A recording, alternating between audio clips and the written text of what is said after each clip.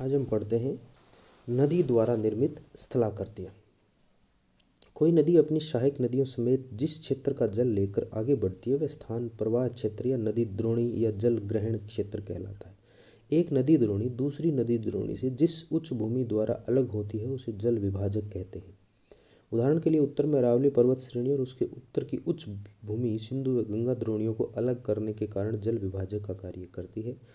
नदियों द्वारा निम्न प्रकार से स्थल रूपों का निर्माण होता है। एक नंबर है वी आकार की घाटी। नदी द्वारा अपनी घाटी में की गई ऊर्ध्वाधर काट के कारण घाटी पतली गहरी व वी आकार की हो जाती है। इसमें दीवारों का ढाल तीव्र व उत्तल होता है। यद्यपि घाटियों में थोड़ा क्षैतिज अपर्दन भी होता है, परंतु घाटी को गहरा करने का कार्य सर्वाधिक महत्वपूर्ण होता है। आकार के अनुसार ये दो प्रकार के होते हैं, गार्ज व कैनियन। सामान्य रूप में बहुत गहरी तथा संकरी घाटी को गार्ज या कंदरा कहते हैं। कभी कभी प्रपातों के द्रुत गति से पीछे हटने से भी गार्ज का निर्माण होता है। गार्ज के विस्तृत रूप को ही कैनियन या संकीर्ण नदी कंदरा कहते हैं। ये अपेक्षाकृत खड़ी ढाल वाली होती है। भारत में सिंधु, सतलज, ब्रह्मपुत्र द्वारा क्रमशः निर्मित सिंधु गार्ज, सिपकिला गार्ज, दिहांग गार्ज प्रसिद्ध हैं। विश्व में कैनियन का सबसे अच्छा उदाहरण संयुक्त राज्य अमेरिका में कोलोराडो नदी पर स्थित ग्रैंड कैनियन है। दूसरी स्थलाकृति है जलप्रपात व क्षिप्रिका। जब नदियों का जल ऊंचाई से खड़े ढाल से अत्यधिक वेग से नीचे गिरता है तो उसे जलप्रपात कहते हैं। इसका निर्माण चट्टानी संरचना में विषमता के कारण असमान अपर्दन, भूखंड में उत्थान, भ्रंश कगारों के निर्माण आदि के कारण होता है। उत्तर अमेरिका का नियाग्रा जलप्रपात और दक्षिण अफ्रीका की जाम्बेजी नदी पर स्थित विक्टोरिया जलप्रपात इसके प्रमुख उदाहरण हैं। भारत में कर्नाटक राज्य में शरावती नदी पर स्थित जोग या गारशोपा जलप्रपात 260 मीटर की ऊंचाई से गिरता है। नर्मदा नदी का धुआंधार जलप्रपात 9 मीटर तथा स्वर्णरेखा नदी का हुंड्रू जलप्रपात 97 मीटर। नर्मदा नदी का जो जलप्रपात है वो 90 मीटर है। अपने प्राकृतिक भूदृश्य के लिए प्रसिद्ध है। क्षिप्रिका की ऊंचाई जलप्रपात की तुलना में थोड़ी कम होती है। तीसरा है जलोढ़ शंकु।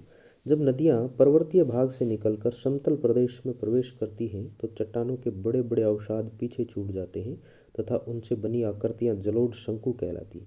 विभिन्न जलोढ़ शंकुओं के मिलने से भाबर प्रदेश का निर्माण होता है।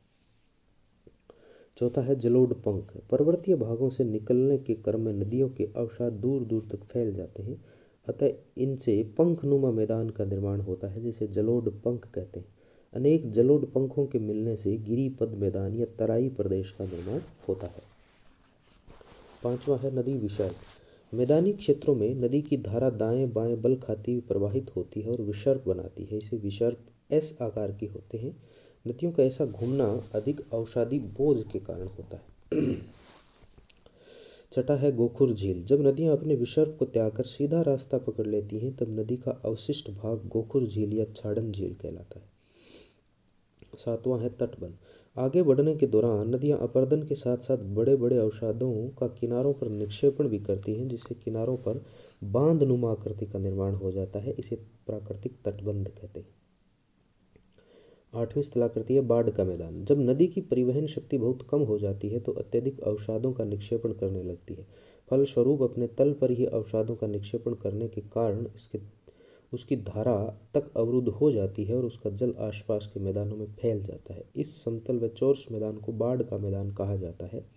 इसमें प्रतिवर्ष बाढ़ के कारण नई अवसादों का जमाव होता रहता है।